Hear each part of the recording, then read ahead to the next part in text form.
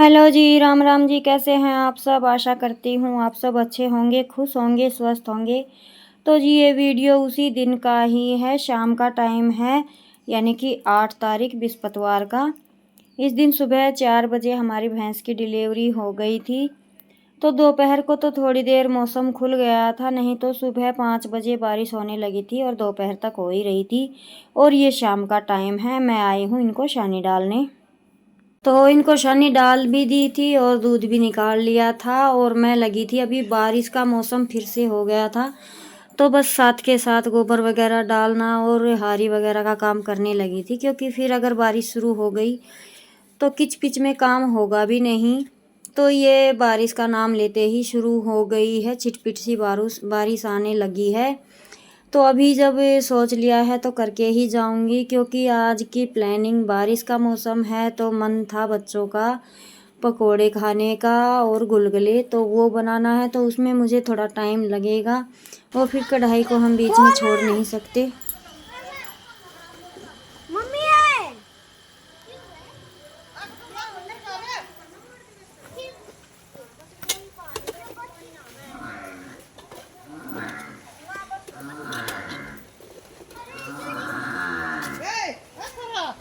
Eu kutu no gulwa bitter maro.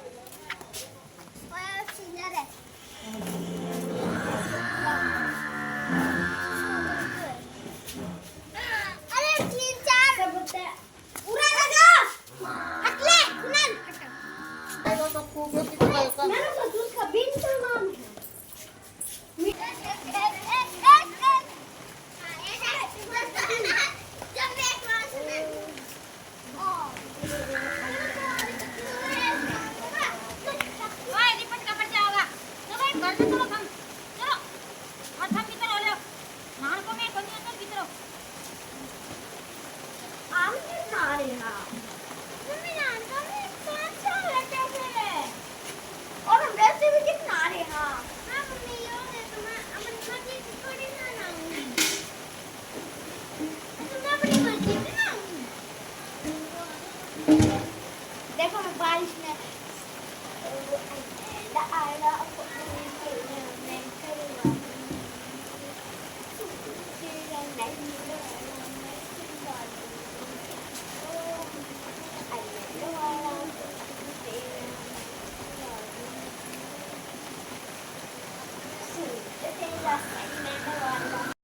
तो जी बारिश तो शुरू हो ही गई थी, लेकिन फिर ये गोसे थे, ये थोड़े से कागज़ हट गया था, इनको ढकने लगी थी और कपड़े मेरे सील ही गए थे।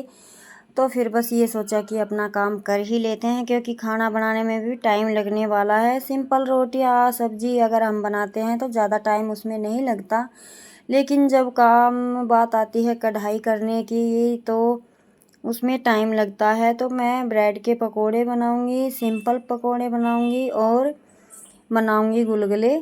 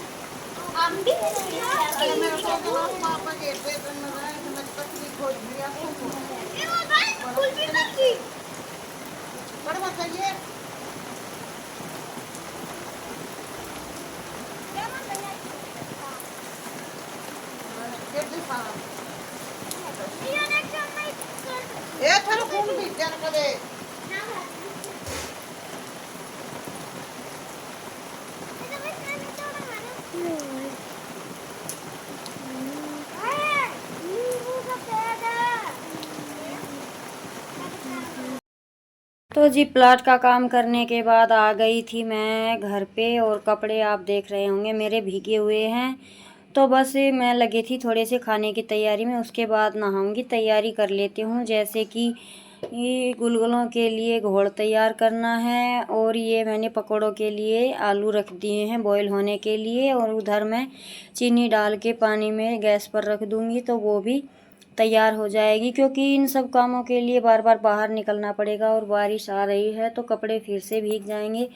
तो मैं जितना भी काम मेरा बाहर का था, अंदर बाहर जाने का, वो मैं अभी निपटा लूँगी गीले कपड़ों में ही। फिर ये है कि अंदर खड़े खड़े मैं खाना बनाती रहूँगी तैयार। और जब तक मैंने ये तैयारियां की थी तब तक अंदर पंखा चला रखा था, तो मेरे कपड़े लगभग सूख ही गए थे। फिर मैंने खाना भी ऐसे ही बना लिया, और रात को सोते टाइम मैं नहाई थी। तो ये कुछ सब्जी ली थी मैंने थोड़ी देर पहले दूध निकालने के बाद, तो ये मैं रख दूँगी फ्रिज के अंदर जब तक मेरे आलू बॉईल होंगे। तो मैं ये चुटर पुटर के अपने जो काम है वो निपटा लूँगी। करना तो हमें ही है, अभी कर लो या खाना बनाने के बाद कर लो, दूसरा तो कोई आएगा नहीं। तो जी मेरी तैयारियां हो गई हैं, और आप देख रहे हैं कपड़े मेरे सूख चुके हैं, क्योंकि पंखा चला हुआ था, बाहर तो बारिश आई हुई थी। तो मैं बच्चों को लगी हुई थी भूख, और आज मेरा तो व्रत भी नहीं था, तो मैंने आलू की पिट्ठी तैयार कर ली है, ब्रेड मंगाए हैं, और ये बेसन का घोल भी तैयार कर लिया है, और गुलगुलों के लिए भी घोल तैयार कर लिया है। अभी मैं कट करूँगी ब्रेड, और फटाफट से बनाते हैं अपने जो है ब्रेड और आलू के पकोड़े। मैं तो इसी तरह से बनाती हूँ। तो चलिए जी फटाफट से कर लेते हैं अपने खाने का काम।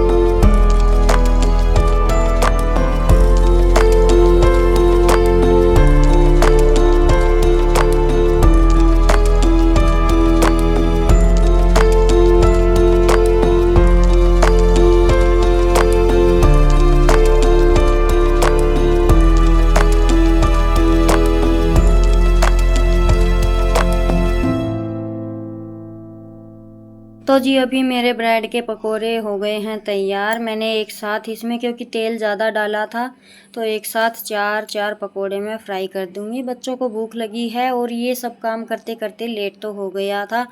और इन दिनों में ना वो परो वाली कीड़ियाँ जो होती हैं वो आने लगती है, तो बस उन्हीं की वजह से थोड़ा अपना जल्दी जल्दी कर रही हूँ। थोड़े से ब्रेड के पकोड़े बनाऊंगी, और थोड़ा सा मिक्सचर मैं अलग से तैयार करूंगी, वो अभी आपको मैं दिखाऊंगी। दो तीन आइटम हो जाएंगे। बच्चे तो मेरे बस अब रोटियां खाने वाले नहीं हैं। इन किंसू के दादा और दादी के लिए 2-4 रोटियां मैं बनाऊंगी, हम तो सब यही खाएंगे। और इतना हैवी खाना हो जाता है ये भी। बनाने का मन तो दिन में था, लेकिन दिन में पहले सुबह तो भैंस की डिलीवरी हो गई, फिर उसके बाद अपना घर का काम निपटाया 10 बजे तक, और फिर उसके बाद अचानक से हम तो माँ बेटे बढ़ गए साफ़ सफाई में। और आज मैंने मेरी ईयरिंग्स से लेकर मतलब अपने मेकअप किट से लेकर अपनी चूड़ियों तक का सारा सामान सेट करके रख दिया है। वेस्टेज था वो साइड निकाल दिया और जो काम का था वो अच्छे से अरेंज करके रख दिया है। कहने का मतलब ये है कि अपनी ड्रेसिंग की अंदर से सफाई कर दी है, हर सामान को अपने अच्छे से लगा दिया है। वो क्लिप मुझसे कहीं मिस हो गई, शायद फ़ोन लगा तो रखा था किन्सु ने, लेकिन वीडियो ऑन किसी ने नहीं की, भूल गए, तो इस वजह से छोटी सी क्लिप थी वो डिलीट हो गई बच्चों से, तो इस वजह से उसके लिए सॉरी। चूड़ियों का मैं आपके साथ कोई क्लिप शेयर नहीं कर पाई, कभी किसी दिन फिर से करूँगी तो मैं आपके साथ ज़रूर शेयर करूँगी मेरी चूड़ियों का कलेक्शन। तो अभी जो 2-3 ब्रेड बचे थे वो मैंने इसे जो बेसन का घोल बचा था इसमें चूर लिए हैं, यानी कि उन्हें मिक्स कर लिया है, क्योंकि बेसन का घोल थोड़ा था। अगर मैं वैसे पिट्ठी लगाकर इनमें डिप करती तो हमारे पकोड़े डिप होने वाले नहीं थे, तो मैंने इसमें 2-3 ब्रेड मिक्स कर लिए हैं हाथ से बारीक करके, और जितनी पिट्ठी बची थी आलू की वो इसमें मिक्स कर ली है। और पिट्ठी बड़ी ही जैसे समोसे की पिट्ठी बनती है बिल्कुल वैसी चटपटी पिट्ठी बनी थी, आदमी एक बार खाए तो खाता रह जाए, इतना टेस्टी ये हमारा डिनर बनाकर तैयार हुआ था। तो पहले मैं इनको मिक्स करूँगी, फिर इसमें थोड़ा सा बेसन डालूँगी, और जब ये जो बच गया है पिट्ठी ये भी सारी इसमें मिक्स कर लूँ, क्योंकि पकोड़े ना बड़ी आसानी से खाए जाते हैं चाय के साथ। मेरे बच्चे तो दही के साथ ज़्यादा खाते हैं, पकोड़े भी गुलगुले भी।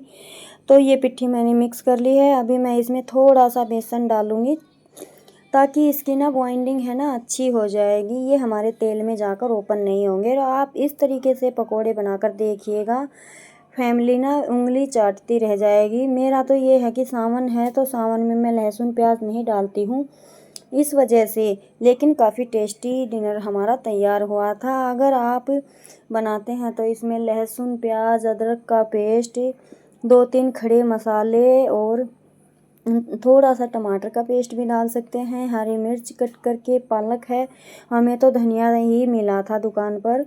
तो वो सब मिक्स करके जब आप इस तरीके से ब्रेड के पकोड़े बनाएंगे तो सच में बच्चे किसी चीज़ को भी साइड नहीं कर पाएंगे। अगर आप बच्चों को पकोड़े में जैसे हम साबुत प्याज टमाटर के पकोड़े बनाते हैं तो बच्चे उन्हें निकाल देते हैं, ऊपर ऊपर से पपड़ी उतार कर खा लेते। ये सबसे बेस्ट तरीका है बच्चे को हेल्दी खाना खिलाने का।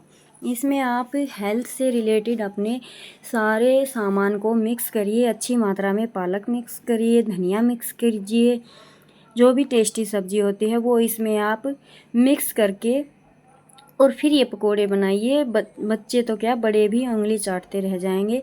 तो जी पहले मेरे हाथ संधे हुए थे और ये था कि हाथ धोने का टाइम नहीं था, क्योंकि तेल मेरा काफ़ी गर्म हो चुका था वो पकोड़े बनाने के बाद। जब तक ये मैंने घोल तैयार किया तो इसलिए मैंने एक पावा जो था वो हाथ से डाल दिया था, और अभी मैं डाल रही हूँ चम्मच से। गुलगुले हो या पकोड़े मैं बिल्कुल सेम तरीके से ही बनाती हूँ, मैं ज़्यादातर चम्मच का ही यूज़ करती हूँ।